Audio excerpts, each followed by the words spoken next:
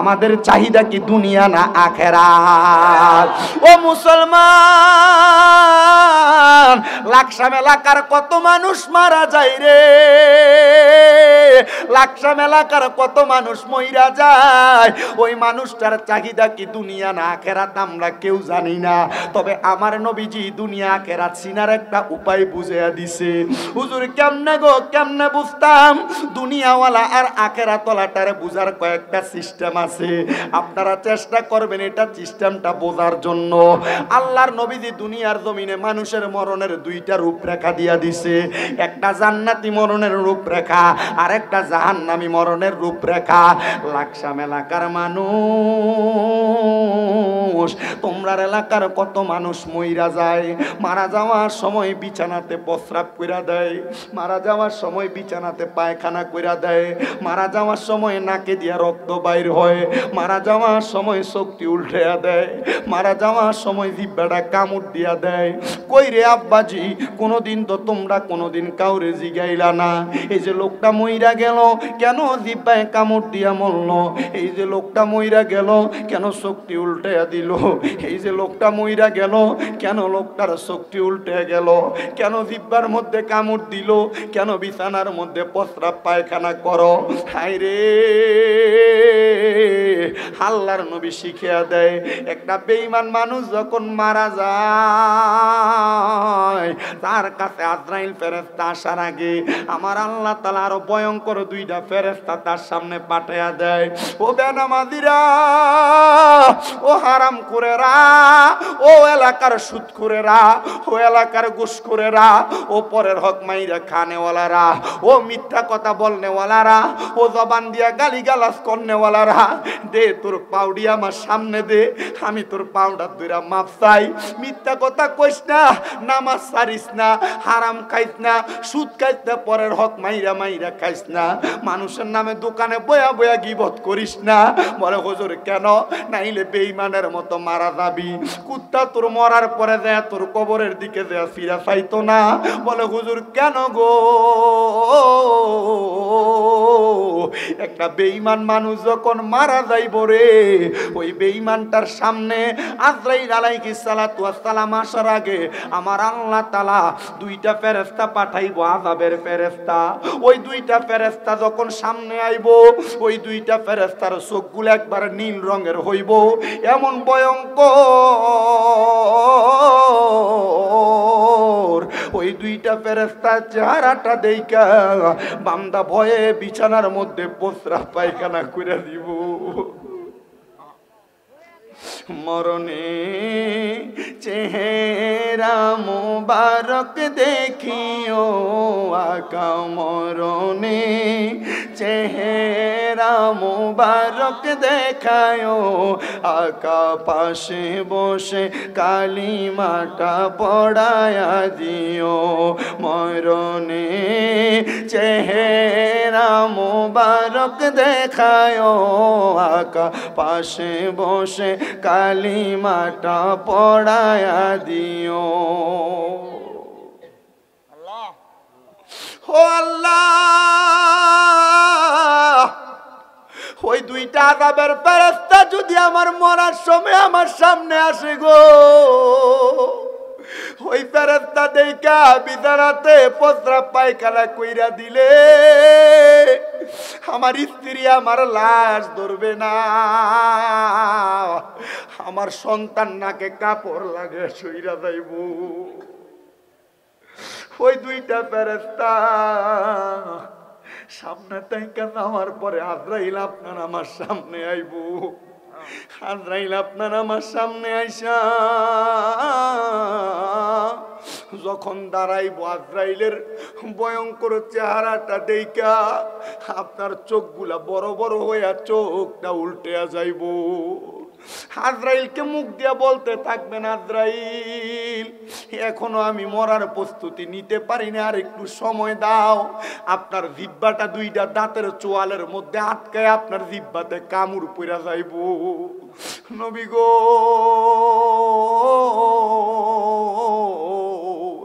এই কঠিন মরণ আমরা কেমনে সহ্য করব? আরে এই জায়গায় শেষ না, আজরাইল যখন আপনার আমার বুক বুকটার ভিতরে থাবাটা দিয়া ধরবো, গাড়ের রগগুলা টাস টাস করে ছিঁড়া যাইব, হাতের রগগুলা ছিঁড়া যাইব, পায়ের রগগুলা ছিঁড়া যাইব,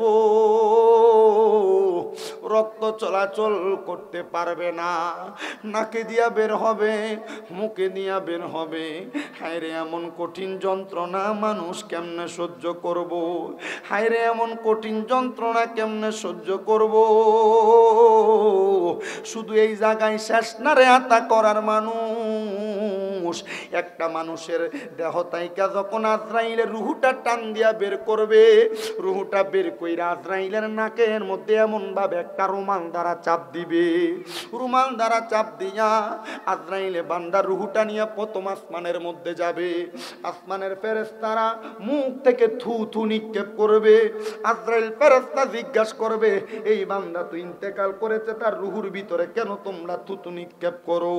ওই ফেরেশতারা ডাক দিয়া বলবে, বান্দা গুনাহগার, বান্দা হারামখোর, বান্দার গুনার কারণে বান্দার রুহুটা একটা দুর্গন্ধযুক্ত রুহ হয়ে গেছে, এই জন্য বান্দার দিকে আমরা থুতু নিক্ষেপ করি। আজরাইল তুমিও তো কাপড় লাগাইছো।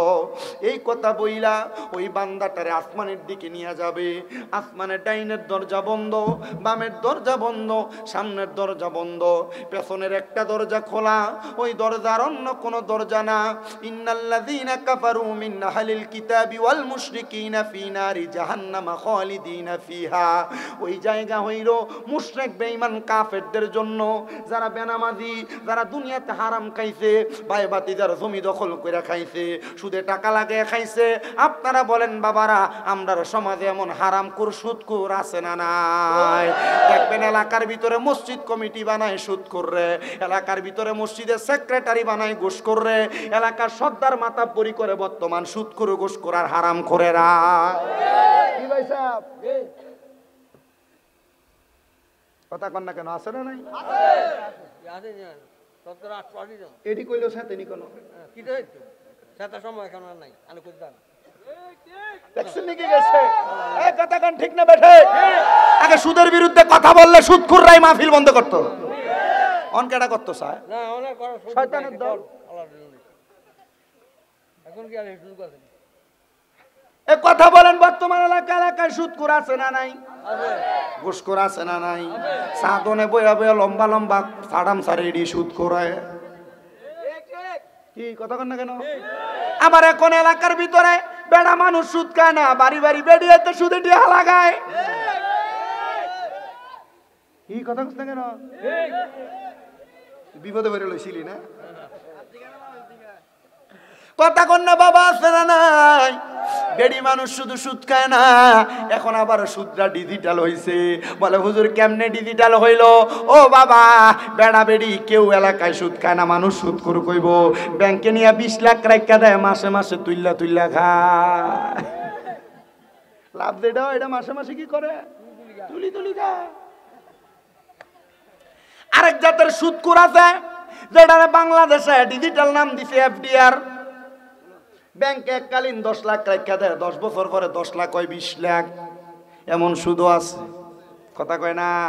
আর একটা সুদ আপনার বউ আপনারা ফার্ম দিয়া খাওয়ায়। বলে হুজুর আমার বউ আমারে কেমনে ফার্ম দিয়া সুদ খাওয়ায়? দেখবেন আপনার বউ আপনার কথার কথাই কইছে, এরে তুমি যে যা কামাই করো সব শেষ করে লাও, আমরার ফুতের তো একটা ভবিষ্যৎ আছে, আয়ন আমরা ব্যাংকে একটা ডিপিএস করি।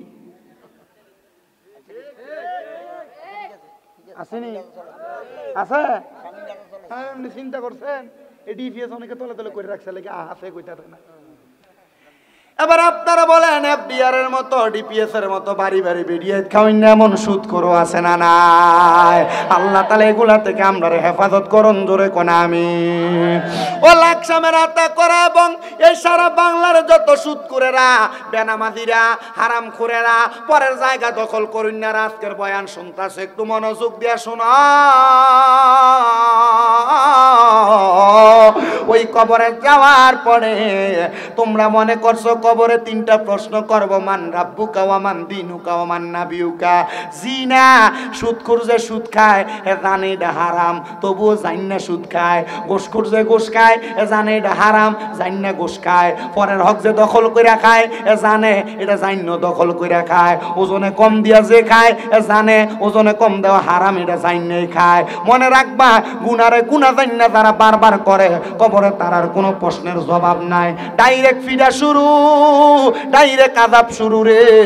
একদিন দুই দিন আযাব দিবে না। একটা বান্দারে কবরে যাওয়ার পর সর্বনিম্ন যে আযাব দিবে ওই আযাব হলো 3000 বছর।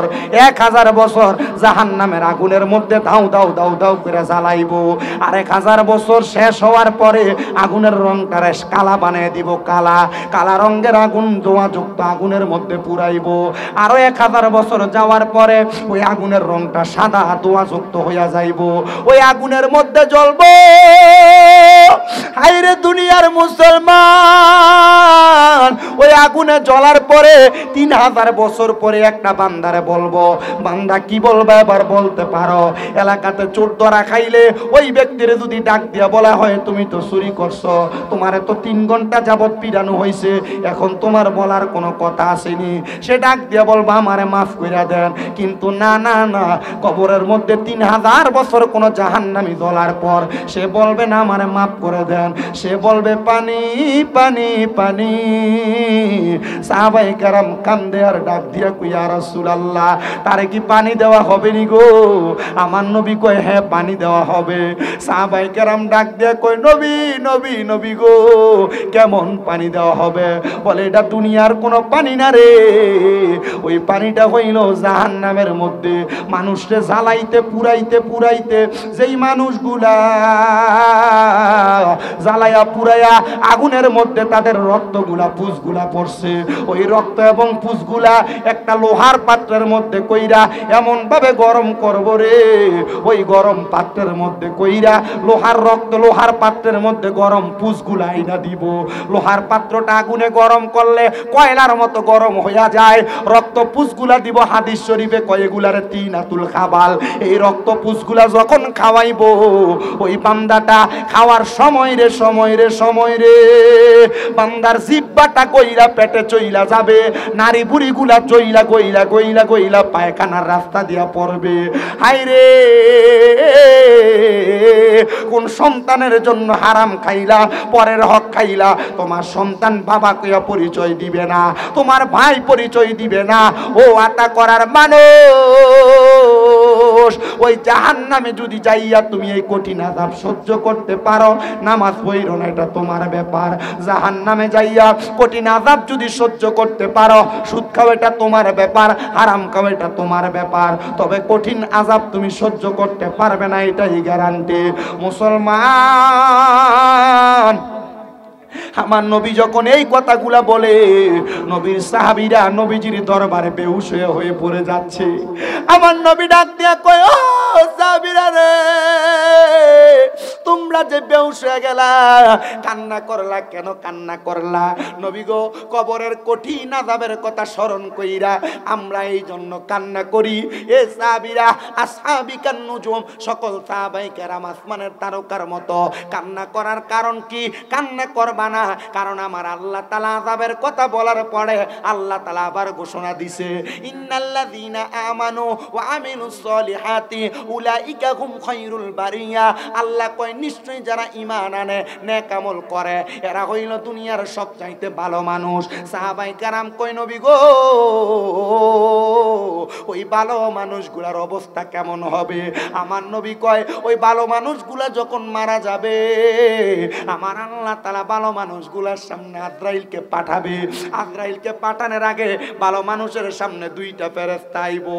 ওই 2টা ফেরেশতা যখন ভালো মানুষ মানুষের সামনে আইব মুসলমান আমরা যারা সুন্নি দাবি করি আমরা শুধু বলি ওই ফেরেশতা আসার আগে আমার সামনে যেন রাহমাতাল লিল আলামিন নবী চলে আসে কারণ নবী যদি আসে ওই নবী আসলে আমার কবরে কোনো চিন্তা নাই নবী আসলে মরণে কোনো চিন্তা নাই হাসরে কোনো ভয় নাই ফুলসেরাতে কোনো ভয় নাই মিজানে কোনো ভয় নাই কারণ ওই নবী রাহমাতাল লিল আলামিন নবী ওই নবীকে আমার আল্লাহ তাআলা জান্নাতের সরদারি দান করছে ওই নবীকে কাউসার দান করছে ওই নবী যদি আমার সামনে থাকে আমার কোনো ভয় নাই ওই নবী যদি কবরে থাকে কবরে মুনকার নাকির আসবে না ওই নবী যদি মিজানের সামনে থাকে আমার আমল নামা ওজন করবে না ওই নবী যদি ফুলসেরাতের সামনে থাকে চোখের পলকে ফুলসেরাত পার হয়ে যাব এবার আপনারা বলেন কবরে হাসরে মিজানে ফুলসেরাতে আমরা সবাই নবী চাই কিনা আরে ওই কবরে নূরের নবী আই বরে বলেন ওই কবরে আই বরে ও প্রাণের মুর্শিদ রে তুমি ধীরে ধীরে ফিরে ফিরে চাইও রে তোমায় ডাক দিলে শেখের দিকে চাইও রে মুর্শিদ ডাক দিলে শেখের দিকে চাইও রে ও প্রাণের মুর্শিদ রে তুমি ধীরে ধীরে ফিরে ফিরে চাইও রে ওই আশাক ডাক দিয়া কয়রা জগতের মানুষ আমি দুরুদ পড়তে পড়তে ঘুমিয়ে গেছি শরীর বড় ক্লান্ত পরিশ্রান্ত রে হঠাৎ করে আমি দেখলাম আমার সামনে সাদা রঙের পোশাকওয়ালা কে জানি একজন দাঁড়ায় গেছে আমার সামনে যখন দাঁড়ায় গেছে আমি দেখলাম ওনার পেছনে একজন তার পেছনে আরেকজন মাঝখানের ব্যক্তির ডাইনে একজন বামে একজন আমি জিগাইলাম মান আংতা কে আপনি উনি আমারে পরিচয় দেয় আনা আলী কাররামাল্লাহু ওয়াজহু উনি আমারে পরিচয় দেয় আমার নাম হইল হযরতে আলী রাদিয়াল্লাহু তাআলা আনহু বলে আমার পেছনে যিনাকে দেখতে পাও তিনি হইল মুহাম্মাদুর রাসূলুল্লাহ সাল্লাল্লাহু আলাইহি ওয়াসাল্লাম নবীজি উনার ডাইনে যাকে দেখতে পাও তিনি হইল হযরতে আবু বকর সিদ্দিক রাদিয়াল্লাহু তাআলা আনহু উনার বামে যারে দেখতে পাও তিনি হইল হযরতে ওমর রাদিয়াল্লাহু তাআলা আনহু উনার পেছনে যারে দেখতে পাও তিনি হইল হযরতে ওসমান জিন নুরাইন রাদিয়াল্লাহু তাআলা আনহু বলে আপনি কেন আগমন করলেন আর আমার নবী কেন আগমন করছে আমার নবীজি ওই ব্যক্তির সামনে আইসা ডাক দিয়া কয় বাবা ও আমি নবীর উম্মত আপনি যে এখানে কান্না করতে করতে দুরূদ পড়তে পড়তে ঘুমায়া গেছেন আমি জানি আপনার পেটের মধ্যে বড় ক্ষুধার জ্বালা সহ্য না করতে পারে আপনি দুরূদ পড়ছেন দুরূদ পড়তে পড়তে ঘুমায়া গেছেন আমি নবীজির এমন একজন আশিক পেটের ক্ষুধা নিয়ে এমন ভাবে ঘুমায়া যাবে আমি এটা সহ্য করতে পারবো না এই জন্য না তোমার সামনে আসছি বলে ঠিক আছে সামনে আসছেন বলে আপনি যে আমার সামনে আসছেন নবী কি কারণে সামনে আসছেন আমার নবী এই কথা বইলা নবীজির পাঞ্জাবি মুবারকের আস্তিন মুবারকের পকেট থাইকা আমার নবীজি একটা রুটি বাইর করছে রুটি ওই রুটিটা ওই আশিক ক্ষুধার্ত আশিকের হাতের মধ্যে দিয়া কয় এই রুটিটা তোমার জন্য আনছি তোমার পেটের ক্ষুধা নিবারণ করার জন্য হায়রে আমার বাবা নবীরে ডাকার মতো ডাকলে পেটের ক্ষুধা নবী নিবারণ করে দিতে পারে এই ঘটনাতে সেটাই প্রমাণ করে নবীর মতো ডাকতে আর মতো ডাকতে পারলে আমার দয়াল নবী রাহমাতুল লিল আলামিন নবীজি আপনার মনের আশা পূরণ করতে পারে হায়রে বাবা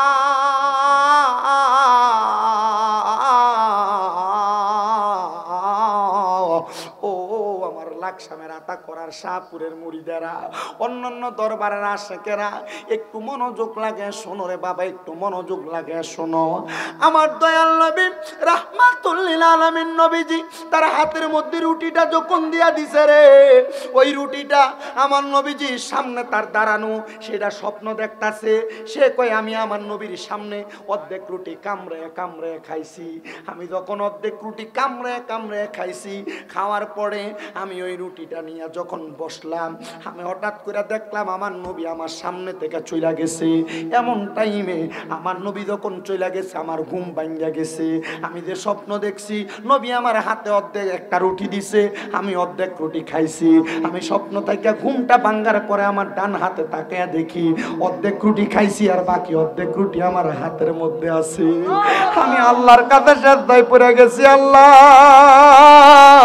যেই নবীর স্বপ্নে দেখা দিয়ে আমার একটা রুটি দিছে, অর্ধেক রুটি স্বপ্নে আমি খাইছি আর অর্ধেক রুটি এখন আমার হাতে রইয়া গেছে। ও আল্লাহ, আমি আজকে তাইকা দুনিয়ার কোনো খানার মায়া করি না, আমি নবীজির দুরুদ দিয়ে আমার জীবন সাজাই। আমার বিশ্বাস আমার নবীর দুরুদ আমার খাবারের ব্যবস্থা করে দিব।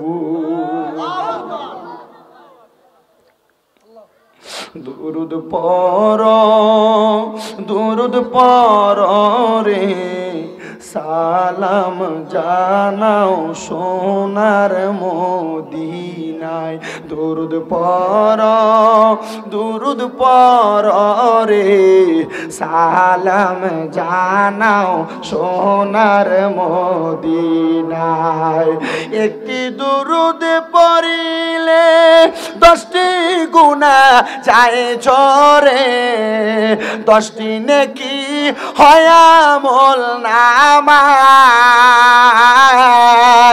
একটি দুরুদ পড়িলে 10টি গুনাহ যায় ঝরে, 10টি নেকি হয় আমল নামায়।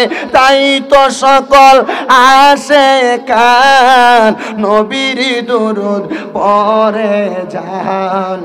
দুরুদেতে করবে তোমায় পার রে সময় যায়। পর দুরুদ নবী মুস্তাফায়, বলেন পর দুরুদ নবী মুস্তাফায়।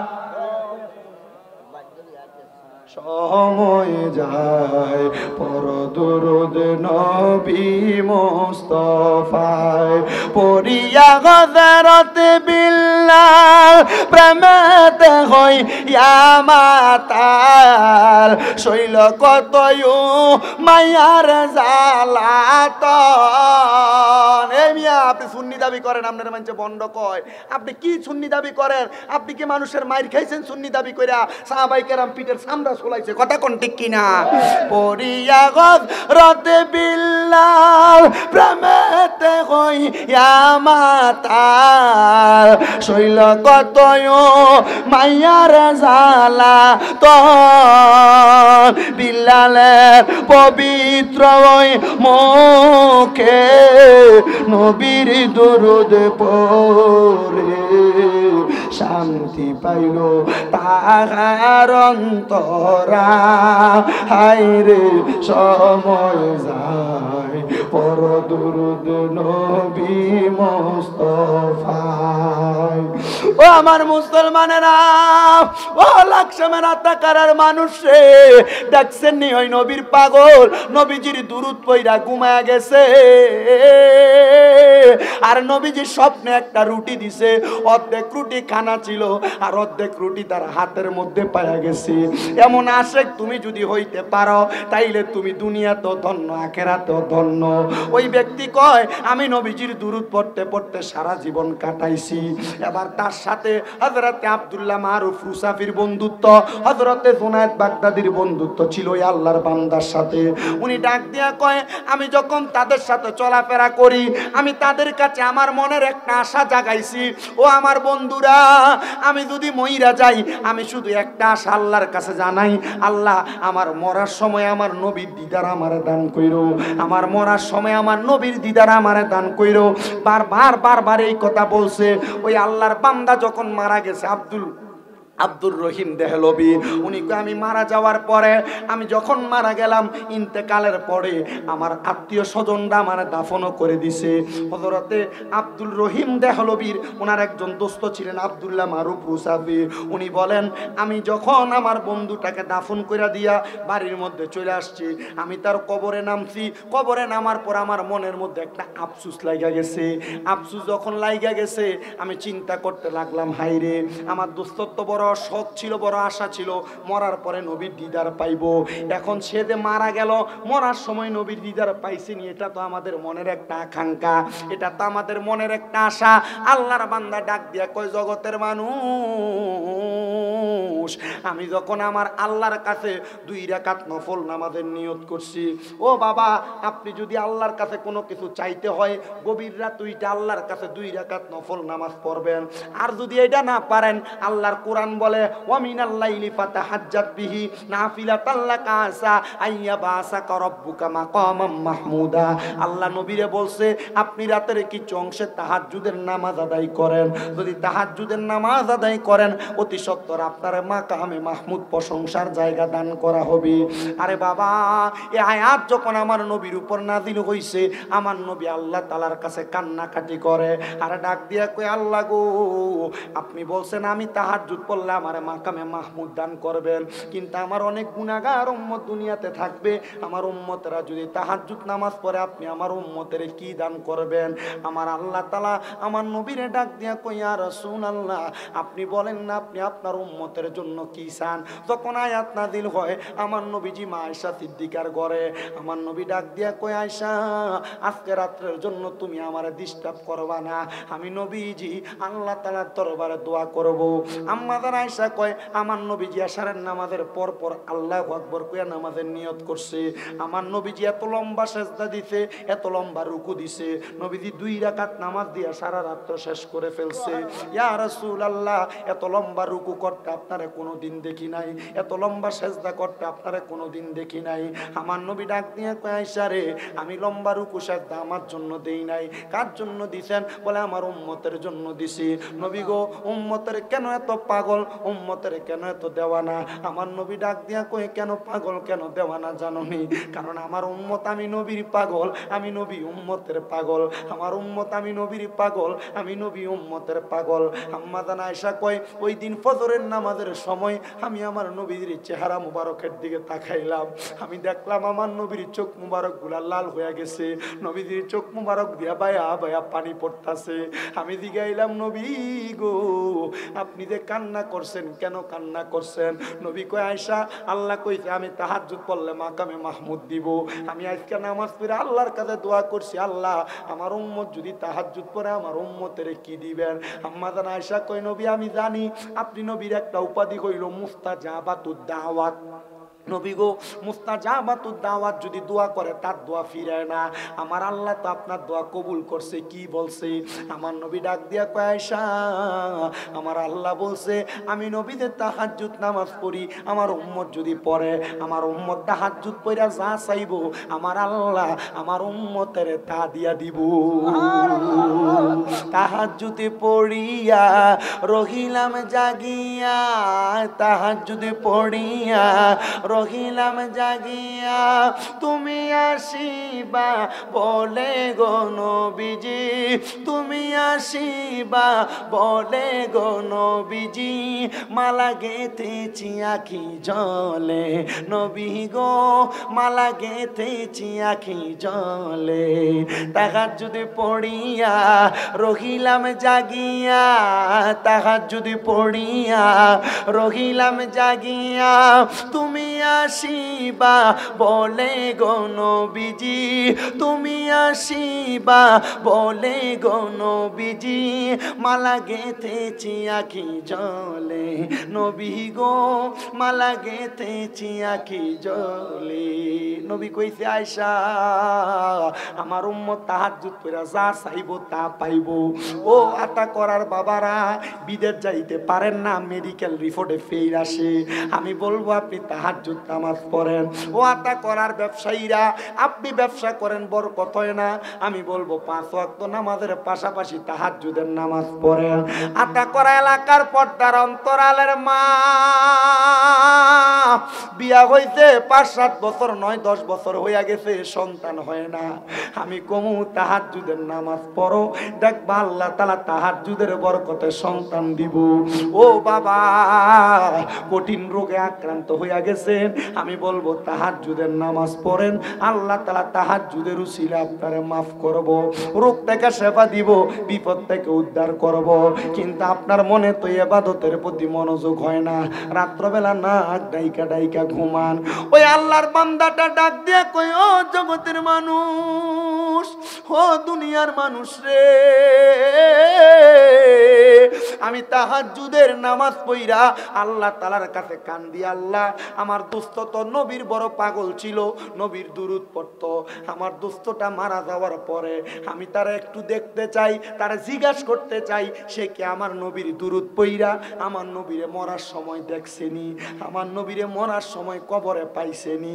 এবার উনি কাঁদতেছে, কয় তাহাজ্জুদ পড়ে সেজদার মধ্যে পড়ে রইলাম, এমন টাইমে দেখলাম সুন্দর একটা ফুলের বাগান, ওই বাগানের মধ্যে কে জানি একজন সুন্দর সাদা পোশাক পরে হাঁটতেছে, ওনার ডাইনে 70, বামে 70 জন, সামনে 70 জন, পেছনে 70 জন জান্নাতি হুর গিলমান। আমি জিজ্ঞাসা করলাম কে আপনি? উনি আমারে ডাক দিয়া কয়, আমি হইলাম তোমার সেই বন্ধু, আমার নাম হল আব্দুর রহিম দেহলভি। দোস্ত রে, মইরা তো গেলা, আমরারে তো তুমি দুনিয়ার সাগরে বাসিয়া দিয়া গেলা, আমরারে তো দুঃখের সাগরে বাসিয়া দিয়া গেলা। একবার কইবানি রে কইবানি, মরার পরে নবী দিদার পাইছুনি, মরার সময় নবী দেখা পাইছুনি? কয় পাইতাম না কেন রে, নবীর দিদার কেন পাইব না রে, আমি আমার নবীর এমন ডাকা ডাকছি রে, আমার মরণ কালে আমার নবীজির জবানের সাথে জবান মিলাইয়া কালেমা পড়তে পারছি। এ শাহপুরের পাগলেরা, ভক্তবিন্দুরা, শাহপুর দরবারের বাগদাদি মুর্শিদ কেবলার আশেকেরা, কাউকাব মুর্শিদ কেবলার পাগলেরা রে, ওই দরবারে তোমারে দুরুদের এমন শিক্ষা দেয়, নবীর প্রেমের এমন শিক্ষা দেয়, তুমি মরণকালে নবীর দিদার পাইবা, তুমি মরণকালে নবীর দিদার পাইবা, মরণকালে নবীর দিদার পাইবা। এবার আপনারা বলেন, আমরা সবাই নবীর দিদার চাই কি চাই? দরবারে আরেকটা কথা, দরবারের কোন মুরিদান যেন মা বাবার মনে কষ্ট দিয়া দরবারে না যায়। শাহপুর দরবারের বর্তমান পীর সাহেব শাহজাদা সৈয়দ গোলাম মোহাম্মদ আব্দুল কাদের কাউকা হুজুর কেবলার দরবার থেকে ডাইরেক্ট ঘোষণা, আমাদের কোনো মুরিদান যেন মা বাবার মনে কষ্ট দিয়ে আমার কাছে না আসে। তুমি তোমার মা বাবার মনে কষ্ট দিয়া পীরের কাছে যে আব্বা আব্বা করবা, এমন মুরিদের শাহপুর দরকার নাই। তুমি তোমার মা বাবার বাত না দিয়া দরবারে যায় পিসা হুজুরে বাবা বাবা ডাকবা, তোমার মতো মুরিদের দরকার নাই। কারণ আমরা জানি রে, এলাকাতে অনেক বাবা নিজের রক্তরে পানি বানাইয়া মাথার গাম পায়ে পালাইয়া সন্তানকে মানুষ করছে। ওই আব্বা জানলে সন্তান বাদ দেয় না, এমন বাপের তো এলাকাতে অভাব নাই। এমন অনেক মা আছে নিজে না খায়া সন্তানরে খাওয়ায়া সন্তানরে মানুষের মতো মানুষ করছে, কিন্তু ওই মা দুঃখিনী অন্ধকার কবরে। আবার অনেক মা সন্তানরে মানুষ করছে, ওই সন্তান বিয়া করার পরে মা বাপরে জুদা কইরা দিছে, মা বাপরে আলাদা কইরা দিছে। ও সন্তানের দলেরা, কেউ যদি আজকের মাহফিলে এমন থাকো, দেও তোমার পাউডি আমার সামনে দাও, আমি শামীম রেজা জিব্বা দিয়া তোমার পাউডা পরিষ্কার কইরা দিমু। কারণ মা বাবার মনে কষ্ট দিয়া শামীম রেজার ওয়াজ শুনবা, আল্লাহর কসম তোমার মতো শ্রোতার আমার দরকার নাই। আম্মা আব্বারে বাত না দিয়া তুমি তোমার মাহফিলে বৈশা ওয়াজ শুনবা, তোমার মতো শ্রোতার আমার দরকার নাই। গত বৃহস্পতিবারে আমি শামীম রেজার আম্মা জানের অপারেশন হয়েছি, এখনো পর্যন্ত আমার মা অপারেশনের পরে সোজা গুয়া দাঁড়ায় দাঁড়াইতে পারে না। আমি শুধু আমার মাটার খেদমতের সময় আমার আল্লাহর কাছে দোয়া করি, আল্লাহ আমার মা আমার দুপুরের খানাটি আগে নিয়ে দিত আমার টেবিলে। আমি গোসল করলে যে লুঙ্গিটা থাকতো আমার ওই মা ধুইয়া দিত। কিন্তু এখন আমার মা বিছানাতে পড়া, কান্নাও করতে পারি না। আমি আমার আব্বার কাছে আমরা রান্না করে কান্না করছি আর কইছি, আব্বা আমি আর ধৈর্যে কুলাইতাছে না। আমার এই তাজা আম্মা জান অপারেশনের পর এখন দাঁড়াইতে পারে না। আমার বাপে কই তুই কানলে তোর ছোট ভাই কানবো। বিশ্বাস করেন রে, আমার কলিজাটাও তখন শান্তি হইব আমার মা যখন দাঁড়াইয়া সোজা হইয়া হাঁটতে পারবে। আমার কেউ যদি এখন আইনা লাখ টাকা দেয় আমার মনে শান্তি লাগবে না। আর কেউ যদি আয়া কয় এখন 5-10 লাখ টাকা দিলে আমার মা সাথে সাথে সোজা হয়ে হাঁটবে, আমি তারে দিতে রাজি। কিন্তু হাঁটতে পারে না। ও আব্বুজি, ডাক্তার শুধু বলছে 4-5 মাস পর্যন্ত এটা হাইটা শখ, একবারে সহজভাবে হাঁটতে আরো 4-5 মাস সময় লাগবে। আমি শুধু আপনাদের সবার কাছে বলবো, যাদের বাড়িতে বুড়া মা আছে এডিরে দিয়া কাম করাইস না, যাদের বাড়িতে বুড়া বাপ আছে এডিরে দিয়া কাম করাইস না। কিন্তু তোমার বুড়া মা বাপ কাম করে তো করে, বালা বুড়া মা বাপরে খাওয়াও না। এই ফুতেরা কোন দিন মা বাপরে 1 কেজি আপেল কিনে নিয়ে খাওয়াইছ বুকটা তার দিয়া ক? কোন দিন আব্বা আম্মারে মন খুইলা কইছ আব্বা কি খাইতে মন চাই ক একটু মন খুইলা? কোন দিন মারে কইছ আম্মা কি খাইতে মন চায়? একটু নিজের বিবেকটারে প্রশ্ন কর। কিন্তু তুই রাত্রবেলা লুকে লুকে তোর বউয়ের জন্য খানা নেস, তোর সন্তানের জন্য লুকে লুকে খানা নেস। এমন যদি কেউ কইরা থাকো, বিয়া করার পরে মা বাপরে জুদা কইরা দিয়া থাকো, তোমার বউ তোমার কথার কথাই বলছে হ্যাঁ হ্যাঁ আপনার মা বাপরে আপনি সম্মান করেন, আমারে পছন্দ করেন না, ওই কথা শুই না তুমি সন্তান দুনিয়াতে তোমার বউয়ের কথায় তোমার মা বাপরে আলাদা করছো। সন্তান তোমার কদমের মধ্যে হাত দিয়া বলি সাপুর দরবারের মুরিদদেরকে দরবারিটা শিক্ষা দেয় না, আগে মা বাবার খেদমত করবা তারপরে পীরের আব্বা ডাকবা, কথা কন্যা ঠিক কিনা? এটা হক দরবার, এই দরবার সব সময় মুরিদানদেরকে ভালো জিনিস শিখায়, কথা কন্যা ঠিক কিনা? আল্লাহ আমাদেরকে দুনিয়াতে আম্মা আব্বার খেদমত কইরা হক্কানি রব্বানি পীর মাশায়েখের অনুসরণ করার তৌফিক দান করুন, জোরে কোনা আমিন।